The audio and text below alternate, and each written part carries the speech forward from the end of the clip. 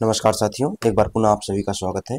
आज की इस क्लास में हम विटामिन की हमारे कंटेंट को कंटिन्यू करेंगे। विटामिन पे एक क्लास हम कर चुके हैं जिसमें हमने विटामिन का classification, their sources, their functions आदि आदि के बारे में चर्चा कर चुके हैं। आज की इस क्लास में हम स्पेसिफिक विटामिन के बारे में चर्चा करने वाले हैं। जैसा कि हम जानते हैं कि हमने क्लासिफिकेशन में देखा था कि विटामिन को हम दो हिस्सों में डिवाइड कर सकते हैं, fat soluble vitamin and water soluble vitamin. ठीक है, आज की इस क्लास में हम फैट सॉल्युबल विटामिन के बारे में चर्चा करने वाले हैं, जिसमें सबसे पहले आता है हमारा विटामिन ए। ठीक है, विटामिन ए किस प्रकार से हम इसके बारे में क्या क्या देखने वाले हैं, कुछ पहले हम शॉर्ट में चीज़ों को देखेंगे एकदम ब्रीफ मैनर में, बाद में हम इसको क्या है डिटेल में देखना चालू करेंगे। ठीक है, तो vitamin A is a pale yellow primary alcohol derived from carotene. ठीक है, दो बातें यहाँ से स्पष्ट हो रही हैं। एक बात जो आपकी यहाँ पे स्पष्ट हो रही है, जस्ट अ मिनट,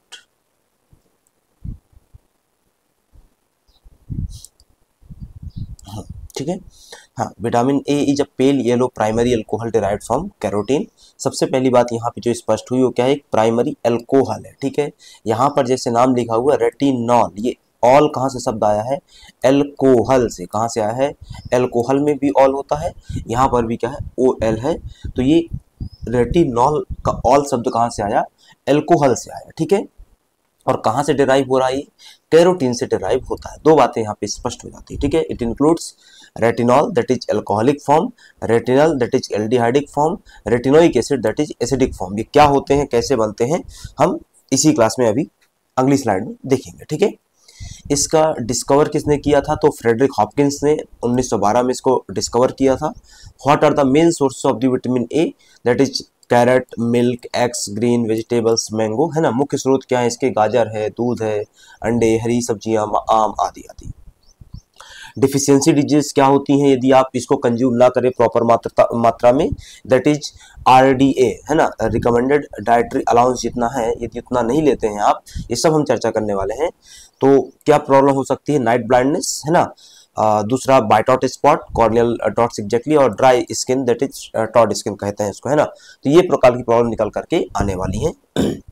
चूंकि इससे होने वाली प्रॉब्लम्स सभी कहीं ना कहीं हमारे विजन से रिलेटेड हैं, इसलिए इसको कई बार विटामिन ए को कई बार विजन विटामिन भी कहा जाता है। ठीक है, this vitamin is essential for the skin and I health, है ना, प्राइमरली किसके लिए, आई हेल्थ के लिए ये ज्यादा क्या है जरूरी है। ठीक, यहाँ तक की बात।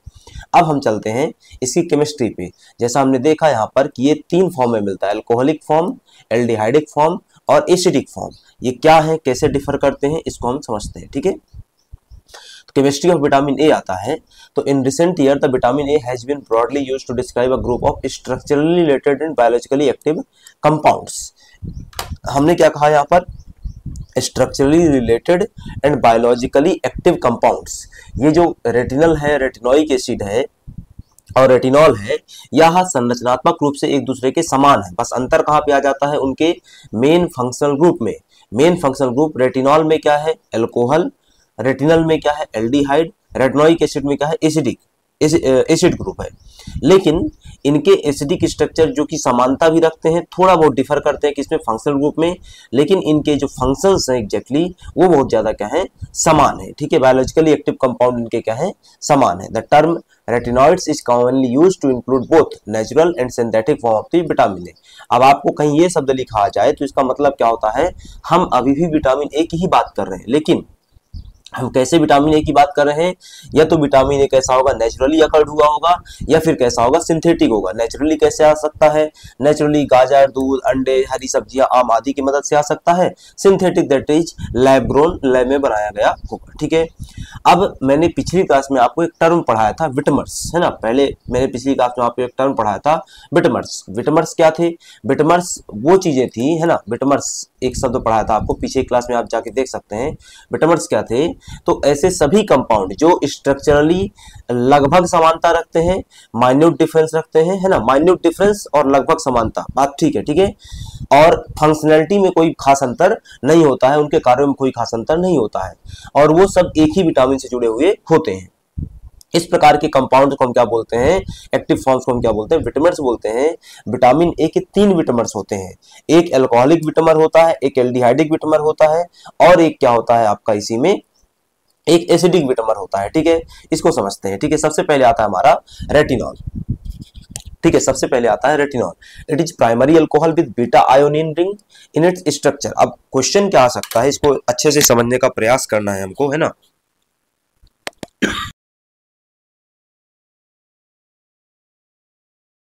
हाँ, हमको इसको अच्छे से समझने का प्रयास करना है कि क्वेश्चन क्या आ सकता है कि which one is the primary ring of vitamin A के एल्कोहलिक फॉर्म, या रेटिनॉल, है ना, which one is the primary ring of the retinol, इस प्रकार से क्वेश्चन आ सकते हैं। तो वहां पर हमारा जो प्राइमरी अल्कोहल है जो पाया जा रहा है रेटिनॉल में, उसके साथ जो मेन रिंग होती है उसको हम क्या बोलते हैं, बीटा आयोनिन रिंग बोलते हैं। ठीक है, it's side chain contains 2 isopropyl 4 double bonds and 1 hydroxyl group. ये हमारे काम का नहीं है, ठीक है, हमारे एग्जाम के पर्सपेक्टिव से ये काम का नहीं है, लेकिन हमारे ये काम का जरूर है इसमें कौन सी रिंग प्रेजेंट होती है। ठीक है, retinol is commonly stored in animal tissues in the form of retinyl esters which are esters of the retinol with long chain fatty acids। अब रेटिनॉल कहाँ स्टोर होता है, एनिमल टिश्यू में, लेकिन रेटिनॉल एनिमल टिश्यू में retinol form में store नहीं होता है। तो रेटिनॉल किस में कन्वर्ट हो जाता है, रेटिनाइल ईस्टर्स में। अब आपको क्वेश्चन आ सकता है कि retinol is stored in animal tissue in which form, तो किस फॉर्म में, रेटिनाइल ईस्टर में। आगे चल करके जब हमको आवश्यकता पड़ेगी तो रेटिनाइल ईस्टर का हाइड्रोलाइसिस होगा, और रेटिनाइल ईस्टर का हाइड्रोलाइसिस होकर के हमको क्या मिलेगा, रेटिनॉल मिलेगा, जो कि एक्टिव फॉर्म है।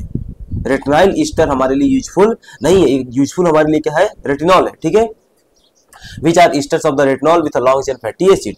ये फैटी एसिड किसमें कन्वर्ट हो जाएगा, वापस से अल्कोहलिक फॉर्म में कन्वर्ट हो जाएगा, किसमें, रेटिनॉल में। तो पहला विटामिन क्या हुआ, रेटिनॉल। दूसरा विटामिन होता है रेटिनल, विटामिन ए का aldehyde. Retinal is the aldehyde form of vitamin A produced by oxidation of retinol. Retinal क्या है, एल्डिहाइड फॉर्म है, जो कि कैसे आता है, आप रेटिनॉल का ऑक्सीडेशन करवा देंगे तो क्या मिलेगा, रेटिनल मिलेगा। तो तुमने क्या करवाया, रेटिनाइल ईस्टर का हाइड्रोलाइसिस करवाया तो तुमको क्या मिल गया, रेटिनॉल मिल गया। ठीक है, तुमने रेटिनल का ऑक्सीडेशन करवा दिया तो भी तुमको क्या मिल जाएगा, रेटिनॉल ही मिल जाएगा। बात समझ में आ रही, ठीक है। Retinal and retinol are the interconvertible, meaning they can be converted into each other. भाई करवाए ना, ऑक्सीडेशन करवा दो तो रेटिनॉल मिल जाएगा, रेटिनल का ऑक्सीडेशन करवा दो तो रेटिनॉल मिल जाएगा, और वापस रिडक्शन करवा दो तुमको क्या मिल जाएगा, रेटिनल मिल जाएगा। ठीक है, it was previously known as the retinene. किसी जमाने में रेटिनल को क्या कहा जाता था, रेटिनाइन कहा जाता था, आज की तारीख में ऐसा नहीं है। ठीक है, तो दो आपने विटामिन्स देखे, पहला रेटिनॉल देखा, दूसरा रेटिनल देखा। रेटिनल जिसको पहले क्या कहा जाता था, रेटिनाइन कहा जाता था। ठीक है, ये ध्यान में रखना है। अब आता है तीसरा, रेटिनोइक एसिड, कि formed by further oxidation of retinal. ठीक है, रेटिनल का आप क्या करवा देंगे, वापस से ऑक्सीडेशन करवा देंगे तो रेटिनोइक एसिड बनेगा। वापस से हमने यहाँ पे देखा है, ठीक है, कि आपने क्या करवाया, रेटिनाइल ईस्टर का हाइड्रोलाइसिस करवाया तो रेटिनॉल मिला, रेटिनल का ऑक्सीडेशन करवाया तो आपको रेटिनॉल मिल गया। ठीक है, और तीसरा वापस से कि आपने क्या करवा दिया, रेटिनल का ऑक्सीडेशन फिर से करवा दिया तो आपको क्या मिल सकता है, रेटिनोइक एसिड मिल सकता है। अनलाइक रेटिनल रेटिनॉल, अब वापस से हमने समझा था इस चीज को कि यह क्या है, इंटर कन्वर्टिबल है, मतलब रेटिनल से रेटिनॉल, है ना, रेटिनल से रेटिनॉल आराम से बन जाएगा, और ऐसे ही क्या हो जाएगा, रेटिनॉल से रेटिनल भी बन जाएगा। लेकिन रेटिनोइक एसिड इंटर कन्वर्टिबल नहीं है। Unlike retinol, retinoic acid can't be converted back into either form. यदि एक बार रेटिनोइक एसिड बन गया है तो उसको वापस से रेटिनल नहीं बनाया जा सकता है। ठीक है, इस बात को ध्यान रखना है। जबकि यहां पर रेटिनल को रेटिनॉल में कन्वर्ट किया जा सकता है, या फिर वाइस वर्सा। जबकि रेटिनोइक एसिड को यदि रेटिनोइक एसिड में कन्वर्ट हो गया है तो वापस से रेटिनोइक एसिड से रेटिनल नहीं बनेगा। ठीक है, it plays a major role in gene expression and cell differentiation but can't support vision. ठीक है, रेटिनोइक एसिड एग्जैक्टली विजन के लिए काम नहीं करता है। विजन के लिए तो सबसे ज्यादा काम कौन करता है, हमारा रेटिनॉल काम करता है ना, कौन सा, एल्कोहलिक फॉर्म। रेटिनोइक एसिड का सपोर्ट जो वो है फंक्शन है वो किसमें, जीन एक्सप्रेशन में और सेल डिफरेंशिएशन में उसका मेजर रोल आता है। ठीक है, तो ये तीन क्या थे, उसके स्ट्रक्चरल फॉर्म थे। एक अलग आता है, डिफरेंट है, वो है बीटा कैरोटीन, जिसको आप प्रो विटामिन ए भी कह सकते हैं। ठीक है, डायरेक्ट क्वेश्चन आ सकता है, what is the another name of the beta carotene, that is pro vitamin A. This is found in a plant based foods like carrots and leafy greens. ठीक है, तो यह प्लांट बेस्ड फूड में पाया जाता है। प्लांट बेस्ड फूड जैसे उदाहरण के लिए हमारा क्या हो गया, गाजर हो गया, हमने यहाँ पे देखा था, हरी सब्जियां हो गई, है ना, हरी सब्जियां हो गई, गाजर हो गया, वो हमने यहाँ पर भी देखा हुआ था। तो it is a precursor of vitamin ए। यदि विटामिन ए बनाना है तो हमको क्या चाहिए, कुछ मटेरियल चाहिए बनाने के लिए। वो मटेरियल क्या बनेगा यहाँ पर, प्रिकर्सर क्या बनेगा यहाँ पर, बीटा कैरोटीन बनेगा। In the human intestine beta carotene is split into 2 molecules of retinal. आपने क्या कर दिया, गाजर को कंज्यूम किया, गाजर कंज्यूम हुई, आपके शरीर में गई, बीटा कैरोटीन गया, क्या गया, बीटा कैरोटीन गया, क्योंकि गाजर में क्या था, बीटा कैरोटीन था। बीटा कैरोटीन जब आपके इंटेस्टाइन में गई तो बीटा कैरोटीन में क्या थे, 2 रेटिनल के कंपाउंड प्रेजेंट थे। क्या प्रेजेंट थे, 2 रेटिनल कंपाउंड प्रेजेंट थे। रेटिनल का क्या होगा, ऑक्सीडेशन होगा, उससे क्या मिल जाएगा तुमको, रेटिनॉल मिल जाएगा। क्या मिल जाएगा, रेटिनॉल मिल जाएगा। However the conversion efficiency is low, so beta carotene has only about 1/6 of the vitamin activity compare to the retinol. ठीक है, तो ये एक्टिविटी उसकी कम होती है, बस उतनी सी बात लिखी हुई है ना। और ऑब्वियस सी बात है, प्रिकर्सर है, वो विटामिन नहीं है, वो प्रो विटामिन है, विटामिन के पहले की चीज है, वो एक्चुअल विटामिन नहीं है। ठीक है, तो ऑब्वियस सी बात है कि एक्टिविटी उसकी क्या रहेगी, इफिशियंसी उसकी क्या रहेगी, कम रहेगी। ठीक है, बट हमारे काम की चीज क्या है कि बीटा कैरोटीन कहाँ से मिलता है, कैरेट से मिलता है, और कहाँ से मिलता है ना, लीफी जो ग्रीन्स वेजिटेबल्स होती हैं उनसे मिलता है। ये एक प्रिकर्सर है विटामिन ए के फॉर्मेशन के लिए।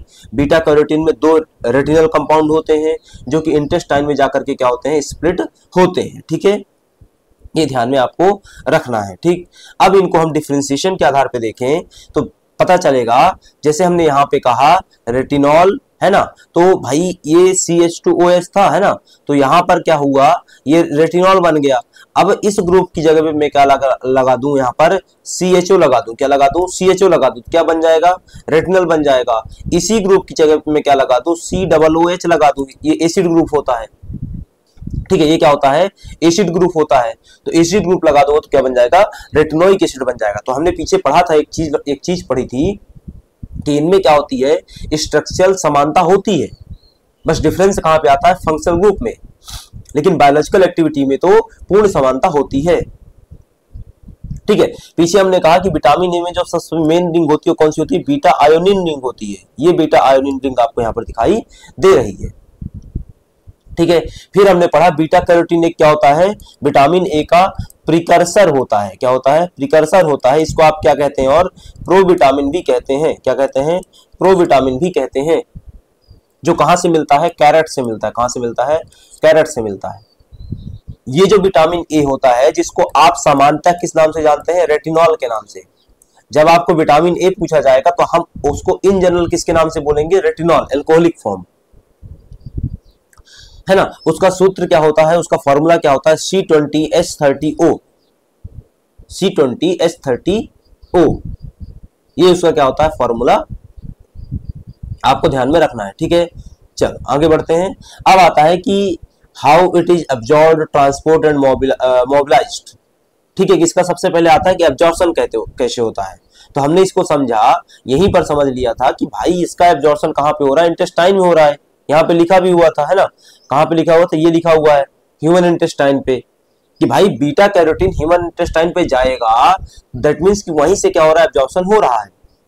ठीक है, लेकिन हो कैसे रहा है, कहां से आ रहा है, तो हमने पीछे इस बात को समझा था यहाँ पर, है ना। यहाँ पर हमने देखा था कि जो रेटिनाइल ईस्टर होता है उसका हम क्या करवाएंगे, हाइड्रोलाइसिस करवाएंगे, और उसके हाइड्रोलाइसिस से हमको क्या मिलेगा, रेटिनॉल मिलेगा। क्या मिलेगा सॉरी, रेटिनॉल मिलेगा, है ना।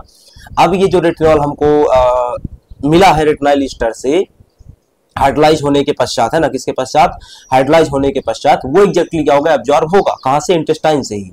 और ये हाइड्रोलाइसिस होती किसके प्रेजेंस में है, ये हाइड्रोलाइसिस होती है हाइड्रोलेज एंजाइम के प्रेजेंस में। बात समझ में आई। तो इसको हम इस तरीके से कह सकते हैं कि एक क्या है, रेटिनाइल ईस्टर है, यह क्या होगा, हाइड्रोलाइज होगा, किसके प्रेजेंस में, हाइड्रोलेज एंजाइम के प्रेजेंस में। और क्या बनेगा, इससे बनेगा रेटिनॉल। क्या बनेगा, रेटिनॉल। रेटिनॉल क्या होगा, एब्जॉर्ब होगा, कहां से, इंटेस्टाइन से। कहां से, इंटेस्टाइन से एब्जॉर्ब होगा। बात समझ में आई। ठीक है, इस रिएक्शन से हुआ क्या, इस रिएक्शन के पश्चात पहले आपने हाइड्रोलाइसिस करवाई थी, हाइड्रोलाइसिस से हुआ क्या, आपका रेटिनॉल कंपाउंड अलग हो गया और ईस्टर कंपाउंड अलग हो गया। रेटिनॉल क्या हो जाएगा, इंटेस्टाइन से एब्जॉर्ब हो जाएगा और ईस्टर की अलग कहानी चली। ठीक है, इस तरीके से काम करता है। अब हमने यहीं पर पीछे पढ़ा था जस्ट कि बीटा कैरोटीन जो प्रोविटामिन रहता है उसका भी क्या करवाते हैं हम, उसका भी हम क्या करवाते हैं, वहां पे ब्रेक डाउन करवाते हैं और हमको क्या मिलता है, 2 रेटिनॉल कंपाउंड मिलते हैं। तो जो बीटा कैरोटीन रहता है प्लांट बेस्ड विटामिन है ना, वो एग्जैक्टली उसका ब्रेक डाउन होता कैसे है, उसका ब्रेक डाउन होता है बीटा कैरोटीन 15-15 डाईऑक्सिनेज एंजाइम के प्रेजेंस में। कहां पर, वहीं पर इंटेस्टाइन में। ठीक है, और इंटेस्टाइन में इस एंजाइम के प्रेजेंस में बीटा कैरोटीन क्या होगा, 2 रेटिनॉल कंपाउंड में क्या हो जाएगा, टूट जाएगा। किसमें, 2 रेटिनॉल कंपाउंड में टूट जाएगा। ठीक है, रेटिनल में टूटेगा और रेटिनल आगे चलकर क्या हो जाएगा, रिड्यूस हो जाएगा किसमें, रेटिनॉल में। बात खत्म। ठीक है, मेरे ख्याल से यहां तक की बात समझ में आई होगी। हमने यहां पर समझने का प्रयास किया कि एब्जॉर्प्शन कहां पर होता है, इंटेस्टाइन में होता है, लेकिन एब्जॉर्प्शन की प्रोसेस आसान नहीं है। क्यों आसान नहीं है, क्योंकि भाई हमको क्या मिला था, सबसे पहले हमको मिला था फैटी एसिड फॉर्म। क्या मिला था हमको, रेटिनाइल ईस्टर मिला था। तो रेटिनाइल ईस्टर को हमने हाइड्रोलाइज करवाया तो 2 कंपाउंड निकले। एक क्या निकला, रेटिनॉल निकला, और दूसरा क्या निकला, एसिड फ्री फैटी एसिड निकला। रेटिनॉल तो एब्जॉर्ब हो गया, फिर फैटी एसिड बाहर निकलेगा। दूसरा तरीका क्या था, बीटा कैरोटीन का। लेकिन बीटा कैरोटीन में क्या था, रेटिनॉल था, लेकिन वो डायरेक्ट नहीं मिलेगा। कैसे मिलेगा, एंजाइम के प्रेजेंस में रिएक्शन करवाने पे। एंजाइम कौन सा है, बीटा कैरोटीन 15-15 डाईऑक्सीजनेज। वो एंजाइम क्या करेगा, एक्ट करेगा, उससे क्या 2 मॉलिक्यूल फ्री हो जाएंगे। किसके, 2 मॉलिक्यूल रेटिनल के। रेटिनल के 2 मॉलिक्यूल फ्री होकर के क्या हो जाएंगे, रिडक्शन प्रोसेस की मदद से रिड्यूस हो जाएंगे, और रिड्यूस होकर क्या बनाएंगे, रेटिनॉल बनाएंगे, एल्कोहलिक फॉर्म। और वो रेटिनॉल क्या होगा, इंटेस्टाइन से एब्जॉर्ब हो जाएगा। तो एब्जॉर्प्शन तो इंटेस्टाइन से ही होगा, लेकिन प्रोसेस क्या है, थोड़ी अलग अलग है।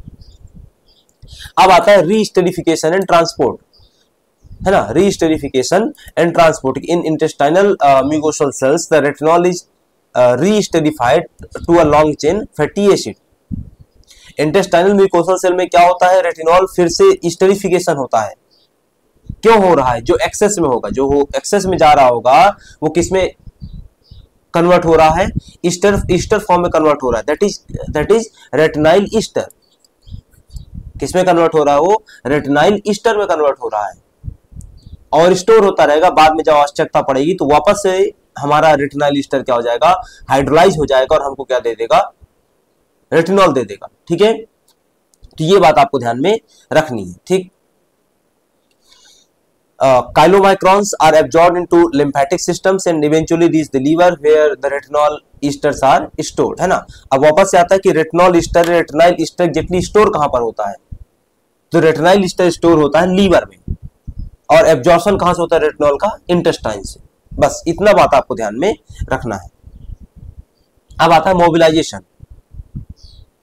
सक्रियण। ठीक है, when the body needs vitamin A, retinol is released from the liver in its free form।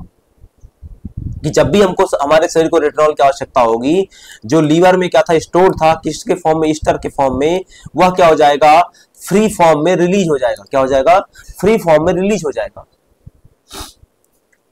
ठीक है, अब आता है कि विच कंपाउंड और which metal plays the major role in mobilization of the retinol from liver to the intestine.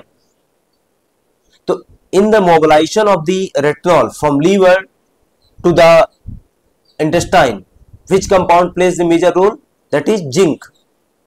Question direct आएगा वहां पर एग्जाम में कि कौन सा तत्व मुख्य भूमिका निभाता है रेटिनॉल के मोबिलाइजेशन में, वो कौन सा तत्व है, जिंक है। ठीक है, ध्यान रखना है। अब आता है सर्कुलेशन इन सेलुलर अपटेक, कि in the blood stream retinol is transported by retinol binding protein, है ना, which binds prealbumin. The retinol RBBP complex binds to specific cell membrane receptors in the peripheral tissue and enters the cells. एक दिन मैंने आपको class में समझाया था कि मेडिसिन कैसे काम करती है। तो मेडिसिन जो भी आप कंज्यूम करते हैं वह जाकर के एक स्पेसिफिक रिसेप्टर से बाइंड होती है। अब यहां पर रेटिनॉल कैसे ब्लड स्ट्रीम में और कैसे हर सेल में पहुंचेगा, तो रेटिनॉल को ब्लड स्ट्रीम और हर सेल में पहुंचने के लिए एक मदद आती है। कहां से मदद आती है, रेटिनॉल बाइंडिंग प्रोटीन से। रेटिनॉल किसके साथ बाइंड हो जाएगा? रेटिनॉल बाइंडिंग प्रोटीन के साथ बाइंड हो जाएगा, और रेटिनॉल बाइंडिंग प्रोटीन है ना, उसको लेकर के कहां जाएगा? अलग अलग सेल्स में लेकर के जाएगा, और वह उस सेल में जाकर के पर्टिकुलर रिसेप्टर में जाकर के बाइंड हो जाएगा। ये रिसेप्टर कहां प्रेजेंट होते हैं? सेल मेम्ब्रेन में। ये रिसेप्टर्स कहां प्रेजेंट होते हैं? Cell membrane. ठीक है, अब आता है इंट्रासेलुलर एक्शन कि inside the target cells cellular retinol binding protein carries retinol to the nucleus. कि भाई जो रेटिनॉल बाइंडिंग प्रोटीन रेटिनॉल को बाइंड करके लेकर के गया कहां तक? सेल तक। वो उसको अब कहां छोड़ेगा? सेल में। वो उसको कहां तक पहुंचाएगा? न्यूक्लियस तक पहुंचाएगा। In the nucleus retinol binds to chromatin and regulates gene expression similar to how steroid hormones works। Retinol जो बाइंडिंग प्रोटीन था वो रेटिनॉल को लेकर कहां तक गया? न्यूक्लियस तक। न्यूक्लियस में रेटिनॉल कहां पे बाइंड हो जाएगा? क्रोमैटिन में बाइंड हो जाएगा, और यदि क्रोमैटिन में बाइंड हो गया दैट मींस कि वो कहां बाइंड हो गया? डीएनए में बाइंड हो गया। तो अब वो क्या करेगा? जीन एक्सप्रेशन को रेगुलेट करेगा, जीन की अभिव्यक्ति को नियंत्रित करेगा। ठीक है, तो ये इंट्रासेलुलर एक्शन इस तरीके से होता है। तो आपको 4-5 बातें ध्यान रखनी है। एब्जॉर्प्शन कैसे होता है, रीस्टरिफिकेशन क्या है, लीवर में कैसे स्टोर होता है, मोबिलाइजेशन में कौन रोल प्ले करता है, जिंक क्या क्या रोल है, सर्कुलेशन कैसे होता है, रेटिनॉल बाइंडिंग प्रोटीन कैसे काम करता है, और फिर आखिरी में आता है इंट्रासेलुलर एक्शन के लिए वो कहां बाइंड होता है? That is chromatin. ठीक है, अब आता है what are the biochemical functions of the vitamin A. Biochemical function vitamin A के क्या है? पहला विजन है ना, क्या है? पहला विजन है। तो retinal combines with opsin to form rhodopsin. Opsin क्या है? एक प्रोटीन है। रेटिनल क्या है? विटामिन ए है, एल्डिहाइडिक फॉर्म। ये दोनों मिलकर क्या बनाते हैं? रोडोप्सिन बनाते हैं, जो कि एक क्या है? लाइट सेंसिटिव पिगमेंट है रेटिना में, जो कि हमारे लिए क्या है? आवश्यक है। किस चीज के लिए? नाइट विजन के लिए। लेकिन समझो विटामिन ए की कमी हो जाए तो विटामिन ए की कमी हो जाएगी तो ऑप्सिन कभी भी बाइंड नहीं हो पाएगा विटामिन ए से, और यदि ऑप्सिन विटामिन ए से बाइंड नहीं हो पाएगा तो रोडोप्सिन नहीं बनेगा, और रोडोप्सिन नहीं बनेगा दैट मींस कि तुम्हारे शरीर में क्या हो गई है? लाइट सेंसिटिव पिगमेंट की कमी हो गई रेटिना में, और यदि रेटिना में लाइट सेंसिटिव पिगमेंट की कमी हो गई है दैट मींस कि तुमको नाइट विजन में प्रॉब्लम होगी, एडॉप्शन में प्रॉब्लम होगी, डार्कनेस के एडॉप्शन में प्रॉब्लम होगी, और तुमको वहां पे एक बीमारी निकल के आएगी। वो कौन सी है? रतौंधी। कौन सी बीमारी है? रतौंधी। ठीक है, तो एग्जैक्टली विजुअल फंक्शन क्या है, विजन में कैसे काम करता हो हमने समझा। दूसरा जीन एक्सप्रेशन, सेलुलर डिफरेंशिएशन। यहां पे जो मेजर रोल प्ले करता है वो कौन है? Retinoic acid. कौन है? रेटिनोइक एसिड यहां पर मेजर रोल प्ले करता है। ठीक है, फिर आता है इम्यून फंक्शन। तीसरा जो काम आता है वो आता है प्रजनन, वृद्धि और प्रोडक्शन ग्रोथ। ये सब क्या है? सेकेंडरी फंक्शन है। प्राइमरी फंक्शन साहब क्या है? विजन ही है, दृष्टि के संबंध में ही है। छठवां आता है एंटीऑक्सीडेंट रोल। ये ध्यान में रखना है, पिछली क्लास में पढ़ाया था। कौन कौन से विटामिन एंटीऑक्सीडेंट एक्टिविटी रखते हैं? कमेंट सेक्शन में बताइए, पिछली क्लास में बताया हुआ है। ऐसे कौन कौन से विटामिन हैं जो एंटीऑक्सीडेंट एक्टिविटी रखते हैं? ठीक है, सिर्फ 3 ही विटामिन है जो एंटीऑक्सीडेंट एक्टिविटी रखते हैं। ठीक है, कौन कौन से? एस, ए, सी, ई। ठीक है, चलिए, तो ये 5 फंक्शन एंटीऑक्सीडेंट रोल ध्यान में रखने। ठीक है, अब आता है what is the RDA for a vitamin A? Recommended dietary allowances. Recommended dietary allowances का मतलब क्या होता है कि एक मात्रा बताई गई है सरकार के द्वारा या संस्थाओं के द्वारा कि इतना तो सबको क्या है? विटामिन ए डेली लेना ही चाहिए। तो vitamin A requirement is measured in retinol equivalents. तो कितनी मात्रा लेनी चाहिए उसके लिए यूनिट तय करेंगे, 1 ग्राम, 1 किलो, 1 कुंटल। तो इस प्रकार की यूनिट ग्राम, किलो, कुंटल न तय करके हम जो यूनिट तय करते हैं उसको हम क्या बोलते हैं? RE, retinol equivalents, instead of the international units. International unit क्या हुआ? वही mg, ग्राम, माइक्रोग्राम आदि आदि, ये इंटरनेशनल यूनिट है। तो 1 RE equal to 1 microgram of the retinol. यदि तुमको कोई कहे कि तुमको प्रतिदिन 1 RE विटामिन ए लेना चाहिए, इसका मतलब वो तुमको कह रहा है कि तुमको प्रतिदिन 1 माइक्रोग्राम रेटिनॉल लेना चाहिए। वो 1 माइक्रोग्राम जो रेटिनॉल है वो 6 माइक्रोग्राम बीटा कैरोटीन के बराबर होगा। ऐसा क्यों है, इसको हमने समझा हुआ था, ठीक है, क्योंकि बीटा कैरोटीन की जो एक्टिविटी होती है, बीटा कैरोटीन की जो एक्टिविटी होती है वो लेस होती है।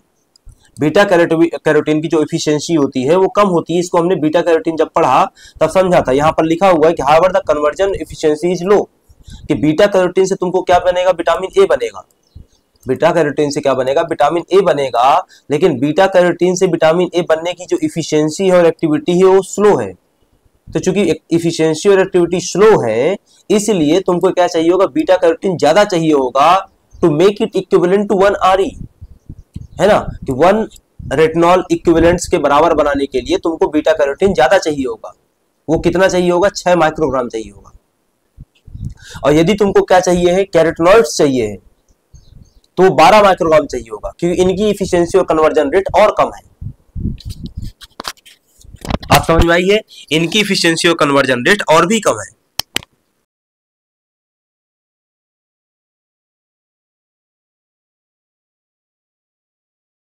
तो अब आता है कि आरडीए कितना बताया गया है एडल्ट्स के लिए। तो एडल्ट्स के लिए जो आरडीए बताया गया है वो बताया गया है 1000 RE। कितना बताया गया, 1000 RE। तो 1 RE इक्वल टू क्या होता है, 1 माइक्रोग्राम होता है। तो 1000 RE मतलब क्या हुआ, 1 mg तो चाहिए है भाई। कितना, 1 मिलीग्राम तो डेली चाहिए। इंटरनेशनल यूनिट में जाएंगे तो 3500 इंटरनेशनल यूनिट किसके लिए, पुरुष के लिए। महिला के लिए कितना चाहिए, 800 RE। ठीक है, कितना मतलब 800 माइक्रोग्राम तो चाहिए ही चाहिए, या उसी को आप क्या कह सकते हैं, 0.8 mg। ठीक है, higher requirements during pregnancy and lactation. महिलाओं के लिए जो एक नॉर्मल स्टेज में 800 RE चाहिए, वही चीज प्रेगनेंसी और लैक्टेशन के फेज में क्या चाहिए, ज्यादा चाहिए। बात समझ में आई। तो आरडी आपको ध्यान में रखना है। अब आता है what are the dietary sources of the vitamin A. तो विटामिन ए के डाइटरी सोर्सेस मैंने पीछे आपको बताए थे, लेकिन यहां पर हम इनको क्या कर लेते हैं, 2 हिस्सों में डिवाइड कर लेते हैं, एनिमल सोर्स और प्लांट सोर्स। एनिमल सोर्स में क्या निकलेगा भाई, लीवर से मिल जाएगा, किडनी, एग यॉक, मिल्क, चीज, बटर, फिश, लिवर ऑयल्स, है ना। जैसे उदाहरण के लिए कॉड लिवर ऑयल और शार्क लिवर ऑयल, दोनों में विटामिन ए पाया जाता है। लेकिन तुमसे कोई पूछ ले कि किसमें विटामिन ए ज्यादा पाया जाएगा, तो क्या बोलोगे, शार्क लिवर ऑयल। कैसे याद रखोगे, SHARK। विटामिन कॉड लिवर में क्या ज्यादा पाया जाता है, विटामिन डी। कैसे याद रखोगे, कॉड, विटामिन डी। बात समझ में आई। ठीक है, तो शार्क लीवर और कॉड लीवर दोनों विटामिन ए पाया जाता है, लेकिन इसमें विटामिन ए ज्यादा पाया जाता है, इसमें विटामिन डी ज्यादा पाया जाता है। अब आता है प्लांट सोर्स क्या है, ये कैरोटीनॉइड फॉर्म में रहेंगे, कैरेट, स्पिनच। अब जैसे कैरेट्स है तो बीटा कैरोटीन ही मिल गया तुमको, पंपकिन, कद्दू, mango, papaya and other yellow dark green vegetables. ठीक, अब आता है सिम्टम्स ऑफ डिफिशियंसी, कि यदि इसकी कमी हो जाए तो क्या क्या बीमारियां हो सकती हैं।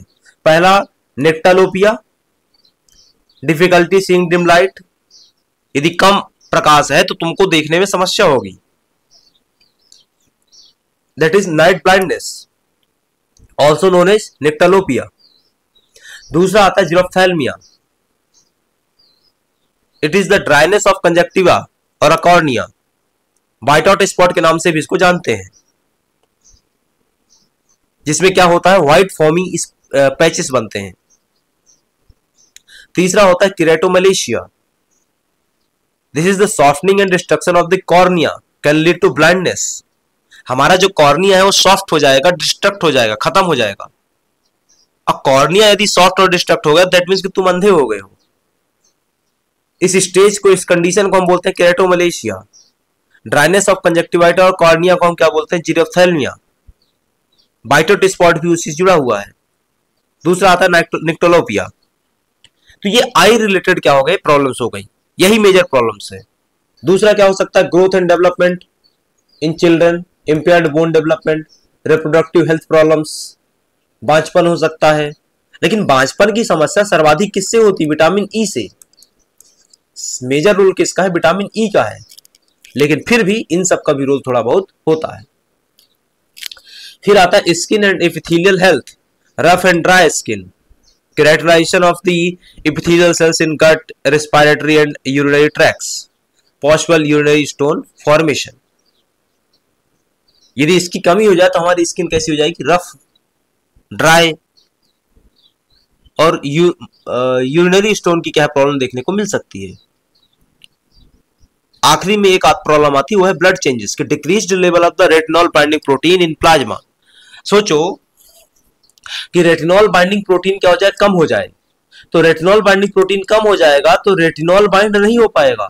जब रेटिनॉल बाइंड नहीं हो पाएगा तो रेटिनॉल ब्लड स्ट्रीम में नहीं पहुंचेगा, ब्लड स्ट्रीम में नहीं पहुंचेगा तो सेल में नहीं पहुंचेगा, तो एक प्रॉब्लम निकल करके आ जाएगी। क्या प्रॉब्लम निकल करके आ जाएगी, प्लाज्मा में, है ना, decrease level of the retinol binding protein in plasma की वजह से क्या प्रॉब्लम निकल के आएगी, ब्लड चेंजेस की। ठीक, ये कुछ प्रॉब्लम्स एसोसिएटेड है रेटिनॉल की कमी की वजह से। लेकिन कई बार तो ऐसा होता है कि जो आरडीए था उससे ज्यादा खा गए तुम। भाई क्या बोला हुआ था कि पर डे तुमको कितना चाहिए, 1 mg चाहिए, तुमने ज्यादा कंज्यूम कर लिया, रोज ज्यादा खा रहे हो, साल भर ज्यादा खा रहे हो, इससे क्या होगा, इससे हाइपर विटामिनोसिस ए हो जाएगा, मतलब टॉक्सिसिटी हो जाएगी। कोई भी चीज ज्यादा मात्रा में हो जाए उसको हम टॉक्सिसिटी ही बोलते हैं। तो विटामिन ए की टॉक्सिसिटी हो जाएगी क्योंकि आपने क्या कर लिया, एक्सेसिव इंटेक किया, अधिक मात्रा में आपने क्या कर लिया, विटामिन ए के सप्लीमेंट को खाया। इससे क्या हो सकता है, डर्मेटाइटिस हो सकती है। दूसरा, ड्यू टू रेज हेडेक हो सकता है, लीवर एनलार्जमेंट हो सकता है। अरे भाई विटामिन ए कहाँ स्टोर होगा, लीवर में ही तो होगा, लेकिन कितना, एक एनलार्जमेंट होगा लीवर का, उसके बाद तो नहीं हो पाएगा ना।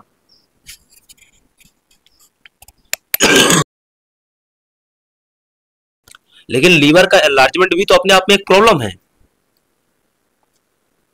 इसके अलावा बोन पेन, टेंडरनेस, है ना, irritability, hair loss, weight loss, joint pain आदि आदि। सबसे ज्यादा किस ग्रुप, एज ग्रुप को प्रॉब्लम होती है, एल्डर्स को।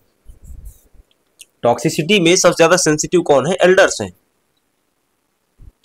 अब आता है what is the blood marker, serum vitamin A level approx 50 microgram पर डेसीलीटर, डेसीलीटर मतलब क्या होता है, 100 ml पर 100 ml indicates toxicity.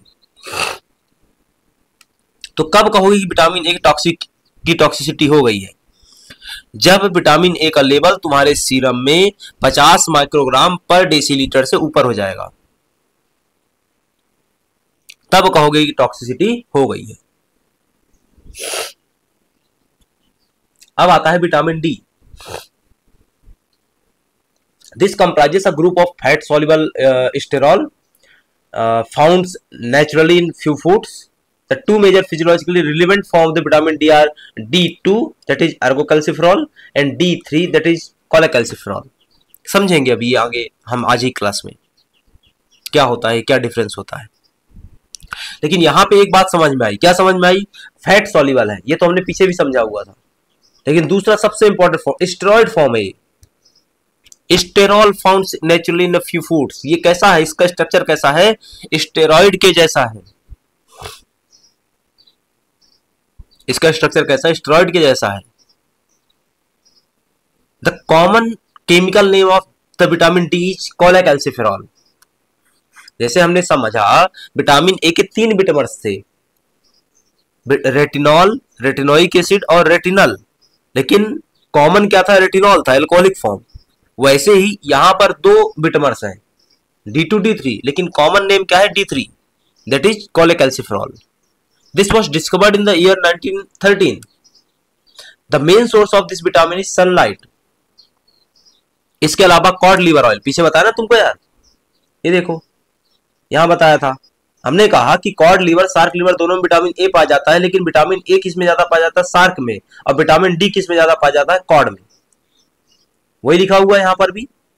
Deficiency disease क्या है, रिकेट्स, ऑस्टियोमलेशिया। यदि कमी हो जाए तो बीमारियां हो सकती हैं हड्डियों से संबंधित, एक रिकेट्स है, दूसरा ऑस्टियोमलेशिया है। चूंकि इस बीमारी का सर्वाधिक मेजर रोल किस में है, हड्डियों में है, तो इसको हम क्या बोलते हैं, बोन विटामिन बोलते हैं। विटामिन ए का मेजर रोल किस में था, विजन में था, तो हमने उसको क्या बोल दिया था, vision vitamin. This vitamin is essential for calcium absorption in bone health. यह विटामिन कैल्शियम के एब्जॉर्प्शन के लिए और हड्डियों के स्वास्थ्य के लिए अति आवश्यक माना जाता है।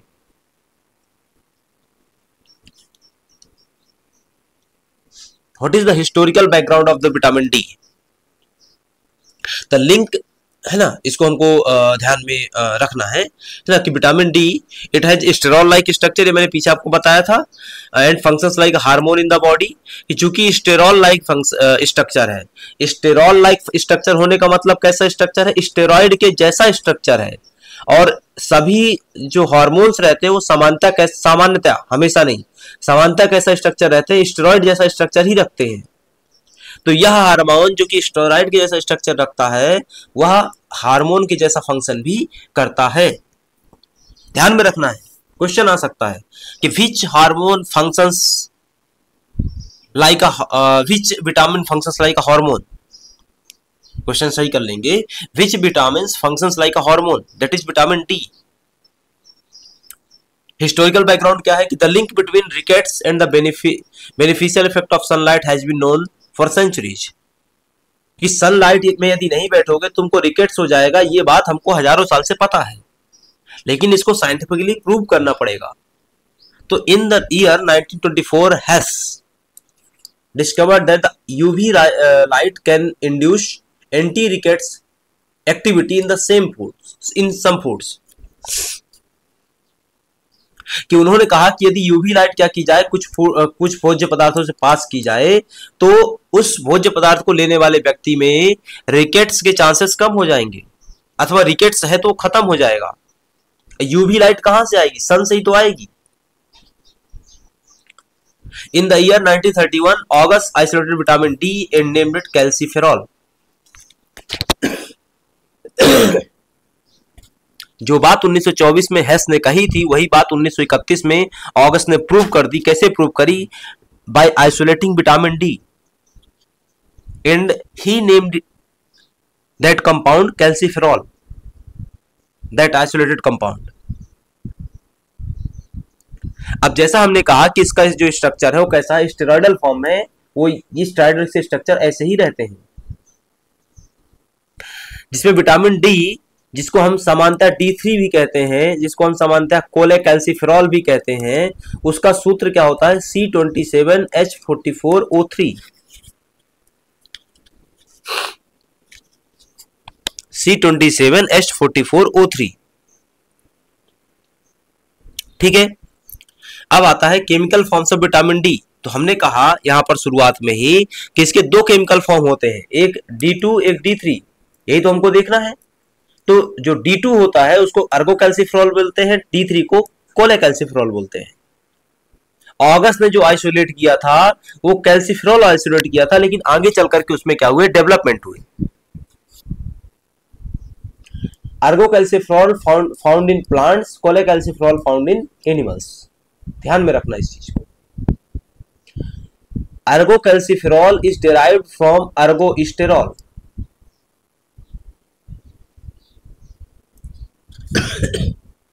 बात समझ में आई? ठीक है, अब आता है कि D2 होता है, D3 होता है, तो D1 कहां गया? The term D1 is obsolete, it refer to a fat soluble mixture not a single compound. यह एक मिश्रण था, वर्तमान में इस नाम का प्रयोग नहीं किया जाता है।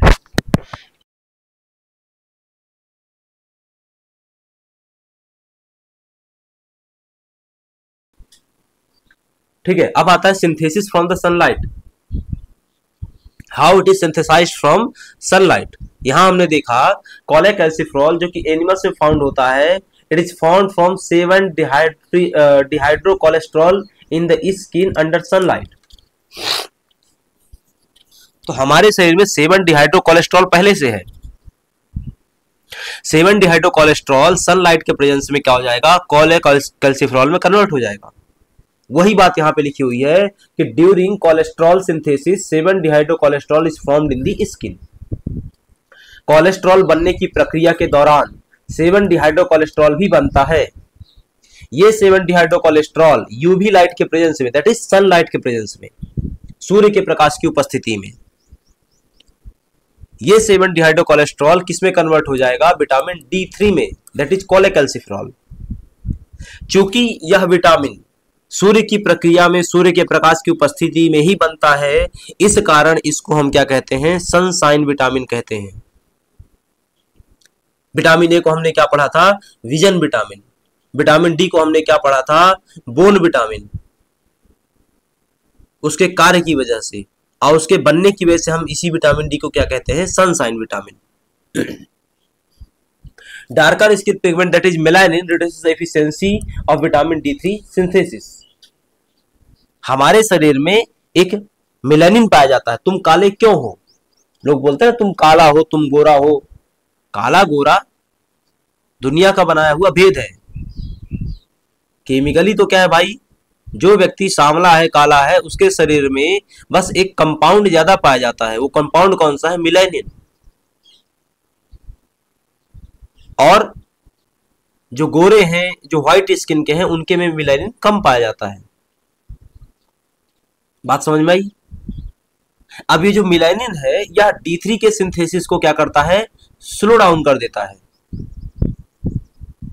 हमने कहीं पढ़ा होगा, आपने कहीं पढ़ा होगा कि जिनके शरीर में क्या होता है? कालापन ज्यादा होता है, उनको स्किन कैंसर के खतरे कम होते हैं।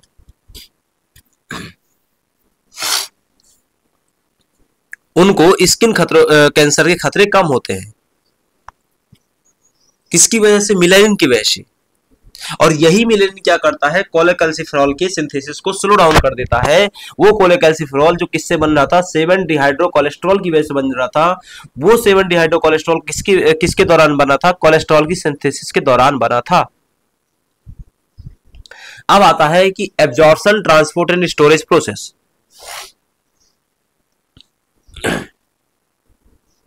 तो absorb in the small intestine requires bile for absorption. तो एक बात तो तय है, क्या? एब्जॉर्प्शन कहां पे होगा? स्मॉल इंटेस्टाइन पे। दूसरी बात क्या कि एब्जॉर्प्शन के लिए इसको क्या चाहिए? बाइल जूस चाहिए। क्या चाहिए? पित्त रस चाहिए। Transported by lymphatic system, binds with plasma B2 globulin in the blood, stored in small amounts in the liver and other tissues. ये बात हमने पीछे भी देखी हुई थी कि विटामिन ए में कि वह भी लीवर में ही स्टोर हो रहा था। किसके फॉर्म में? ईस्टर के फॉर्म में। ये डायरेक्ट स्टोर हो रहा है। उसका ट्रांसपोर्टेशन ब्लड वेसल्स से हो रहा था। इसका ट्रांसपोर्टेशन कहां से होगा? लिम्फेटिक सिस्टम से होगा। हमारे शरीर में दो प्रकार के सर्कुलेटरी सिस्टम पाए जाते हैं, एक ब्लड बेस्ड, दूसरा लिम्फ बेस्ड। विटामिन ए का जो ट्रांसपोर्ट हुआ था वो ब्लड बेस्ड सिस्टम से हुआ था, जबकि विटामिन डी का जो ट्रांसपोर्ट है वो किससे होता है? वो किससे होता है? लिम्फ सिस्टम से होता है। अब आता है मेटाबॉलिज्म एंड बायोकेमिकल फंक्शंस। हमने एब्जॉर्प्शन देखा स्मॉल इंटेस्टाइन से, ट्रांसपोर्ट देखा लिम्फेटिक सिस्टम से, स्टोरेज देखा लीवर में। मेटाबॉलिज्म एंड बायोकेमिकल रिएक्शंस कि both vitamin D2 and D3 are inactive in their original forms. अब चूंकि D2 और D3 दोनों अपने ओरिजिनल फॉर्म में क्या है? इनएक्टिव हैं, तो कुछ काम होना होगा, तब तो एक्टिव फॉर्म में कन्वर्ट होंगे कि they undergo similar metabolic convergence in body to become biologically active. इनका मेटाबॉलिज्म होगा, कन्वर्जन होगा, एग्जैक्टली कन्वर्जन होगा, तब वो क्या होंगे? बायोलॉजिकली एक्टिव फॉर्म में कन्वर्ट हो जाएंगे। These active forms regulate calcium and phosphate metabolism playing key roles in the bone health. जब विटामिन D3 का एक्टिव फॉर्म आएगा तो वह क्या करेगा? कैल्शियम और फॉस्फेट के मेटाबॉलिज्म को रेगुलेट करेगा। और कैल्शियम और फॉस्फेट हमारे बोन हेल्थ में मेजर रोल प्ले करते हैं, लेकिन उनके मेटाबॉलिज्म को रेगुलेट कौन करता है? विटामिन D3 का एक्टिव फॉर्म। बात समझ में आई? ठीक है, विटामिन डी की कहानी यहां खत्म होती है। अब आता है विटामिन ई। विटामिन डी कमी की वजह से कौन से रोग होते हैं वो हमने देख लिया था। अब आता है विटामिन ई। इसको टोकोफेरॉल के नाम से जानते हैं। It is naturally occurring antioxidant, है ना? क्या है? एंटीऑक्सीडेंट है। बताया था तुमको ए सी ई 3 विटामिन है जो कौन सी एक्टिविटी रखते हैं? एंटीऑक्सीडेंट एक्टिविटी रखते हैं। Naturally occurring antioxidant is essential for normal reproduction in animals. पीछे ये भी बताया था कि हमने पढ़ा जब विटामिन ए में कि ये बांझपन करता है, विटामिन ए में हमने पढ़ा था, तब मैंने बताया कि विटामिन ई का ज्यादा रोल है इस काम में। रिप्रोडक्शन के मामलों में ज्यादा रोल किसका है? विटामिन ई का, ना कि विटामिन ए का।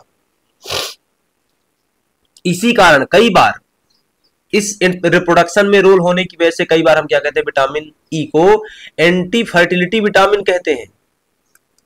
एंटी इनफर्टिलिटी विटामिन कहा जाता है। एंटी इनफर्टिलिटी विटामिन किसको कहते हैं? विटामिन ई को कहते हैं। कई बार उसको एंटी इनफर्टिलिटी कह के एंटी स्टेरिलिटी विटामिन कहते हैं। एंटी स्टेरिलिटी, बात समझ में आई है? ठीक है। It is essential for normal reproduction in animals, hence called the anti sterility vitamin. It's often called vitamin in search of a disease. इस विटामिन को vitamin in search of disease के नाम से भी जाना जाता है। एक ऐसा विटामिन जो बीमारी की तलाश में रहता है, because it doesn't cause a specific deficiency disease in humans. इसकी कमी की वजह से कोई एक स्पष्ट बीमारी नहीं होती है, तो इस विटामिन को हम कहते हैं कि एक ऐसा विटामिन है जो अभी भी डिजीज की सर्च में है।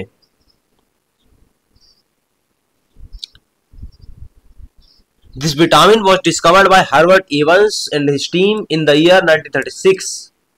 They named the compounds tocopherol from the Greek word tokos, that is childbirth. हमने बोला ना भाई स्टेरिलिटी संबंधित है, कैसे संबंधित है? स्टेरिलिटी से। टोकोस का मतलब भी क्या होता है? ग्रीक शब्द टोकोस का मतलब क्या होता है? Child birth. फेरोस का मतलब होता है टू बियर चाइल्ड बर्थ। ऑल का मतलब क्या होता है?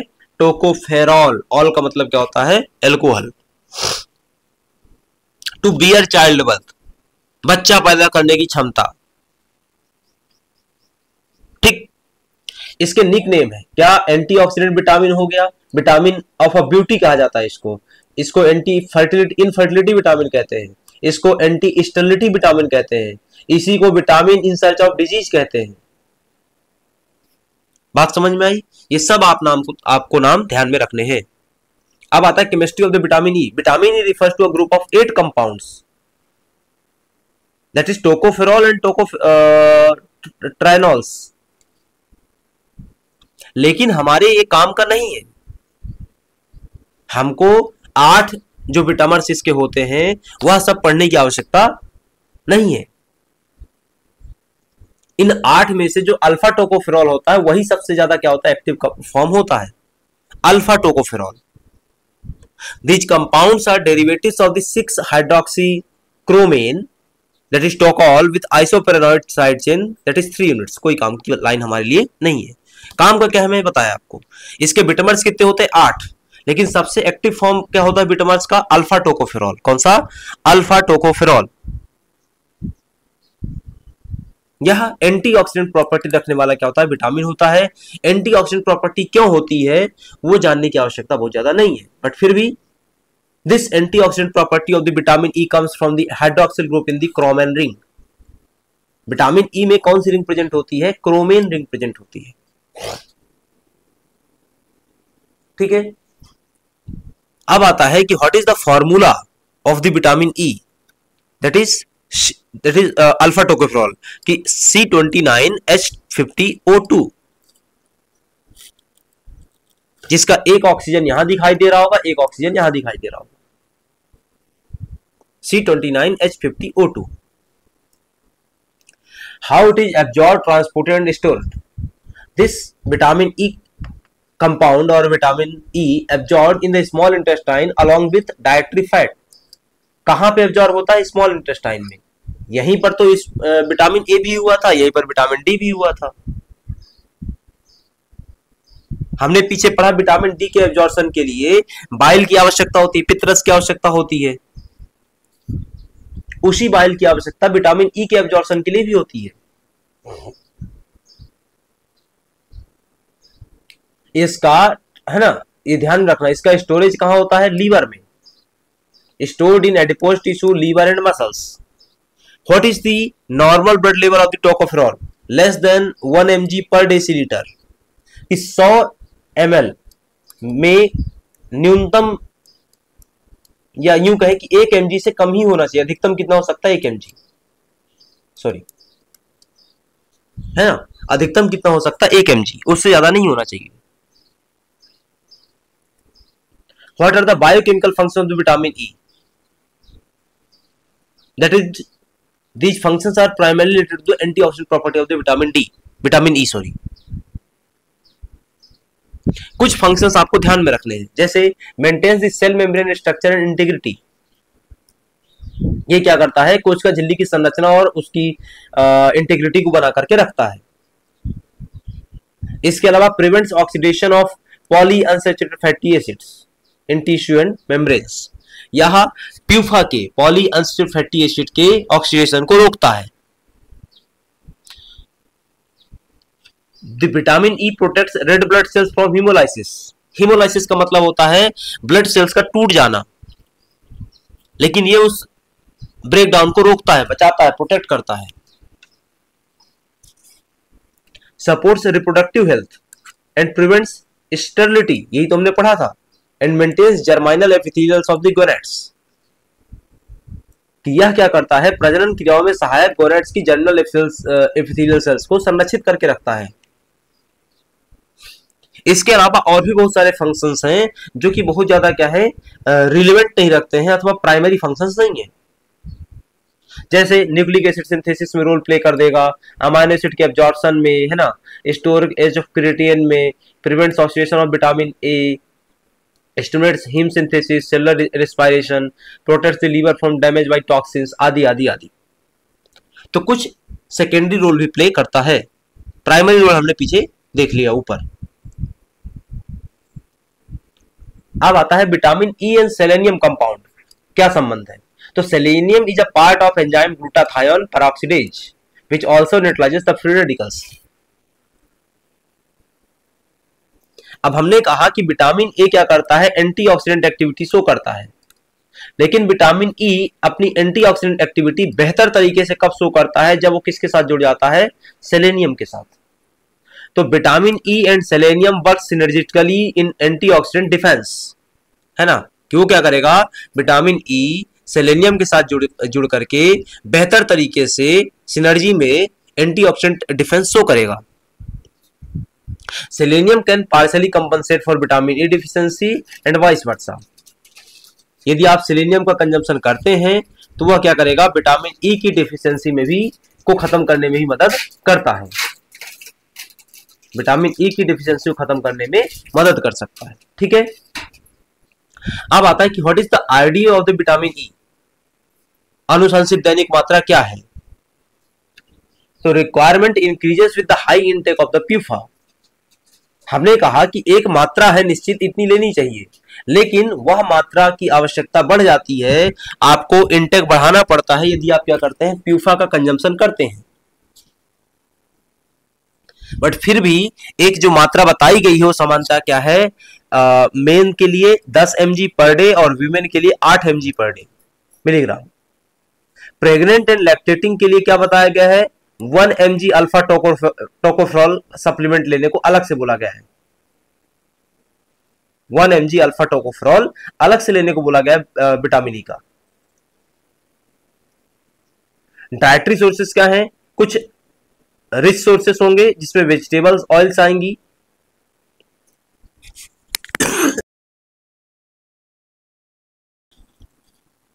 इसमें व्हीट है, व्हीट जर्म ऑयल है, कॉटन सीड ऑयल है ना,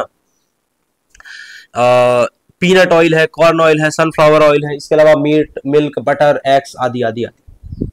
डिफिशियंसी सिम्टम्स क्या होंगे, पीछे तो हमने पढ़ा ना, यह एंटी स्टेरिलिटी विटामिन है, तो यदि इसकी डिफिशियंसी हो जाए तो स्टेरिलिटी हो सकती है। Muscle degeneration, megaloblast anaemia, nervous system changes. Megaloblast anaemia क्या होगा, तुमने पढ़ा,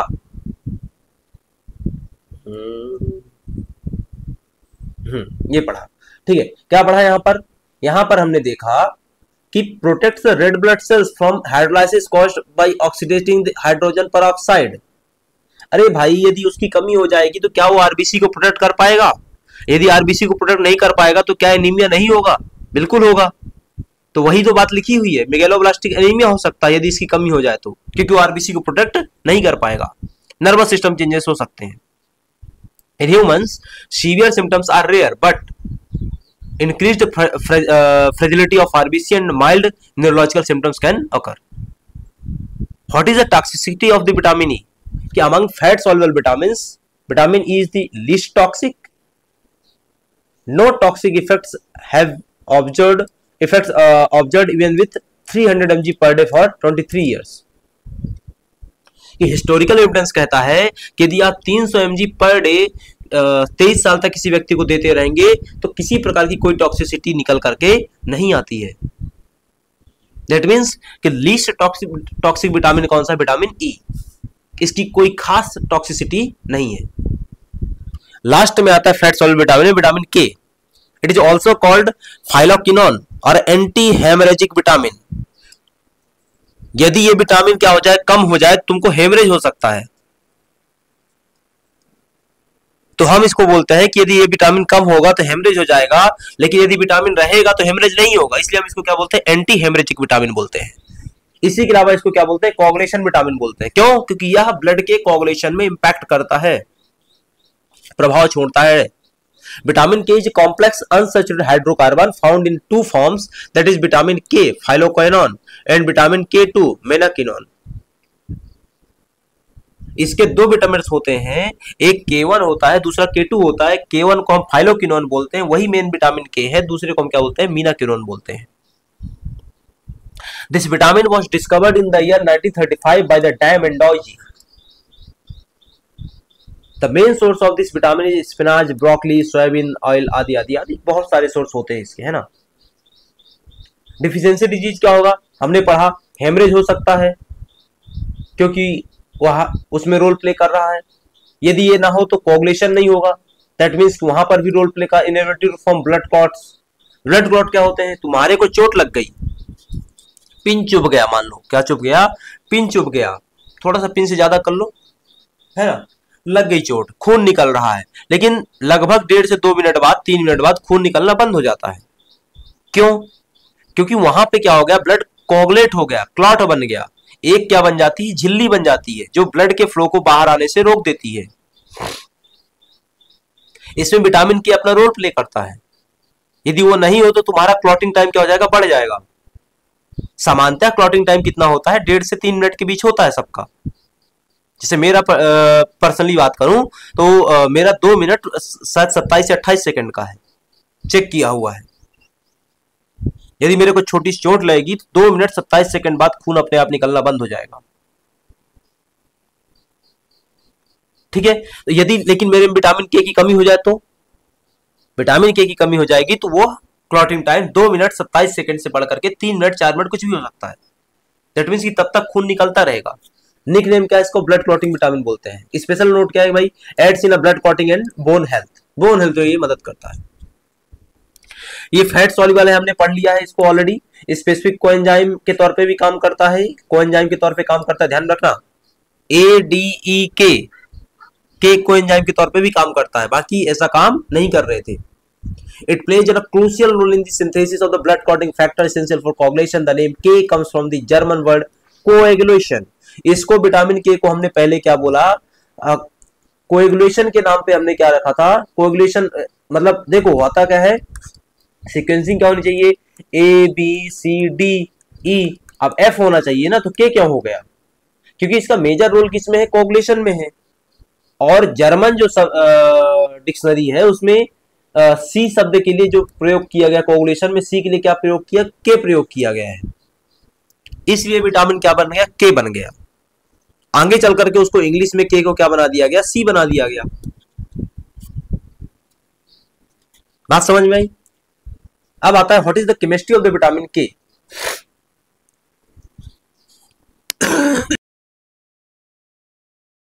तो हमने इसको समझा कि विटामिन के सामान्यतः 3 फॉर्म में मिलता है. नेचुरल तरीके से 2 फॉर्म में. नेचुरल तरीके से इसके 2 ही विटामिन होते हैं. एक फाइलोक्विनोन जो कि प्लांट से मिलेगा, एक मीनाक्विनोन जो कि बैक्टीरिया और एनिमल से मिलेगा. तीसरा आता है K3 मेनाडायोन जो कि सिंथेटिक फॉर्म है, जो कि क्या है? सिंथेटिक फॉर्म है. यह तीनों के तीनों फाइलोक्विनोन, मेनाक्विनोन और मीनाडायोन तीनों के तीनों नेफ्थाक्विनोन से क्या होते हैं? डेराइव होते हैं. जिनमें आइसोप्रेनोइड साइड चेन प्रेजेंट होती है उनके स्ट्रक्चर्स में K1 और K2 में। This vitamin is heat stable vitamin, मतलब उसको तुम टेम्परेचर बढ़ा करके ब्रेक डाउन नहीं कर सकते हो, लेकिन oxidising agent, irradiation, strong acid और स्ट्रॉन्ग बेस के प्रेजेंस में उसको तुम क्या कर सकते हो, हाइड्रोलाइज, उसको ब्रेक डाउन कर सकते हो। ठीक, तो इसके तीन विटामिन्स हैं, vitamin K1, vitamin K2, vitamin K3। K3 is a synthetic form, K2 menaquinone is found in animal and bacteria, K1 that is phylloquinone is found in plants. Structural जो difference के तौर पे बात करें तो ये दिखाई दे रहा होगा, फाइलोक्विनोन, मीनाक्यूनोन और मीनाडायोन, ये तीन इसके क्या है, forms. What is the formula of the vitamin के? जब भी कहा जाएगा तो हम किसकी बात करेंगे, फाइलोक्विनोन की बात करेंगे। फाइलोक्विनोन का फॉर्मूला क्या है, C31H46O2। ध्यान में रखना है आपको। How it is absorb, transported and stored? This vitamin absorb in small intestine with fats, chylomicrons के साथ। तो स्मॉल इंटेस्टाइन में सबका एब्जॉर्प्शन हो रहा था। एब्जॉर्प्शन के लिए क्या चाहिए, पित्तरस चाहिए, बाइल सॉल्ट चाहिए, वो भी हमने पीछे पढ़ा हुआ था। ट्रांसपोर्ट किसकी मदद से होता है, तो लो डेंसिटी लाइपोप्रोटीन की मदद से होता है। लो डेंसिटी लाइपोप्रोटीन की मदद से ट्रांसपोर्ट होता है और स्टोर कहां पर होता है, लीवर में। यही बात पीछे हमने विटामिन ई के लिए भी देखी हुई थी। अब आता है what are the biochemical functions of vitamin K. पहला है ब्लड क्लॉटिंग। अब वो ब्लड क्लॉटिंग में कैसे रोल प्ले करता है वह जानने की बहुत ज्यादा आवश्यकता नहीं है, स्टेप बाय स्टेप जानने की आवश्यकता नहीं है, बट फिर भी ये vitamin K is essential for post translational modification of clotting factor 2 that is prothrombin, clotting factor 7, 9 and 10। It act as a coenzyme. Fat soluble vitamin में विटामिन के ही एकमात्र विटामिन है जो कोएंजाइम के तौर पे काम करता है। ध्यान में रखना है, कोएंजाइम क्या होते हैं, पिछली क्लास से पढ़ाया हुआ है। This process needs vitamin K, oxygen and carbon dioxide and is catalysed by microsomal carboxylase enzyme, है ना। इनहिबिशन कैसे होगा, तो dicoumarol and warfarin inhibits this reaction, है ना। They block the reduction of vitamin K epoxide back to its active form.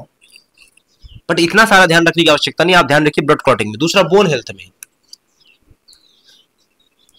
तीसरा है ना, ये दो काम आपको ध्यान रखने। अब आता है इसका what is the RD of the vitamin के।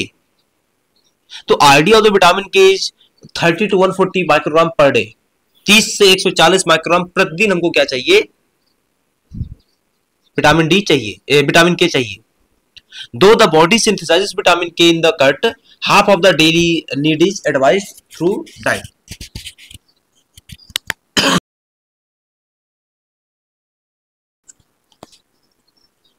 तो विटामिन के को हमारा शरीर क्या करता है, सेल्फ सिंथेसाइज करता है, लेकिन उतनी मात्रा में नहीं करता है जितना हमको क्या है आवश्यक है।